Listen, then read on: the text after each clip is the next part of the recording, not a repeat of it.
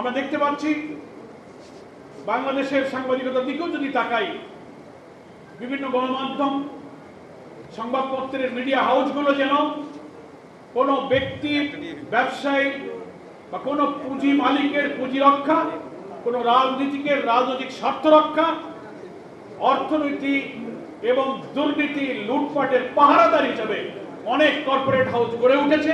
মিডিয়াকে তারা সেই সাথে ব্যবহার করছে। অথচ আমাদের সাংবাদিকতা পেশার মূল কথা ছিল সমস্ত সত্য সংবাদকে পরিবেশন করা, সাদাকে সাদা বলা, কালোকে কালো বলা। আমরা তা বলতে পারছি না। আমরা একটা কর্পোরেট হাউসের দিকে তাকিয়ে, একজন পুঁজিপতির দিকে তাকিয়ে, রাজনীতির অঙ্গনে বিশিষ্ট কোনো ব্যক্তিত্বের দিকে তাকিয়ে আমরা অনেক সময় সাদাকে সাদা বলতে পারি না, কালোকে কালো বলতে পারি না। আমরা সব কিন্তু একটা অন্ধকারের ধোঁয়ার মধ্যে ঘুরপাক খাচ্ছি। আমাদের রাজনৈতিক দলগুলোর মধ্যে ভিন্ন ভিন্ন কর্মসূচির পথ পন্থা লক্ষ্য উদ্দেশ্যের কারণে কিছু ভিন্নতা থাকবেই। অনেকে বলেন, টেবিলে বসেও কথা হচ্ছিল, ফখরুল ভাইও বলছিলেন একই কথা, আমি একমত যে সব কিছুই এক হয়ে যাওয়া সম্ভব নেই। এই কারণে যে প্রত্যেকটা দলের তো একটা কর্মসূচি লক্ষ্য উদ্দেশ্যের ভিন্নতা থাকে। কিন্তু এটাও ঠিক যে কিছু কমন ইস্যুতে একটা ন্যাশনাল কনসেনসাস থাকতে হবে, যাতে জাতির কঠিন সময়ে আমরা রাজপথে ফ্যাসিবাদ বিরোধী আন্দোলন একটা সময় দাঁড়াতে পারি।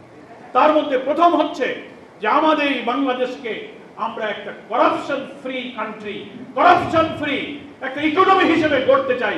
এ ব্যাপারে তো বিএনপি জামাত সহ কোন দলের মধ্যে তো দ্বিমত নেই। দুর্নীতিকে আমরা প্রশ্রয় দিব না। দুর্নীতি দমন কমিশন কালকে সরকার প্রধান উপদেষ্টাও বলেছেন যে আগামী নির্বাচনে দেশকে যদি দুর্নীতি মুক্ত করতে চান তাহলে দুর্নীতির সাথে যাদের সম্পর্ক তাদেরকে না বলুন। এই দুর্নীতিবাজদের বিরুদ্ধে না বলার জাতীয় ঐক্যের ব্যাপারে কোনো দলের মধ্যে দ্বিমত নাই। যদি আমরা এখানে ফ্রেশ হতে পারি, দেশটা ভালো থাকবে। আমাদের শিক্ষা ব্যবস্থার মোরাল এডুকেশন, উৎপাদনমুখী কারিগরি শিক্ষার ভিত্তিতে নতুন তরুণ প্রজন্মকে যদি বিশ্ববিদ্যালয়, কলেজ, স্কুল, মাদ্রাসা, ইউনিভার্সিটি শিক্ষা শেষে সকলকে আমরা কাজ দিতে পারি, দক্ষ তারুণ্যের উচ্ছ্বাসে এই বাংলাদেশ আবার আমাদের লাল সজীবের পতাকা পৃথিবীর উন্নত দেশের মতো করে পথ করে উঠতে পারবে। আমাদের আরো ঐক্যমত হতে পারে। আমরা একটা সোশ্যাল জাস্টিসের কথা বক্তৃতায় বলি, রাষ্ট্রের ক্ষমতায় যখন চাই তখন ভিন্ন মতের প্রতি দমন।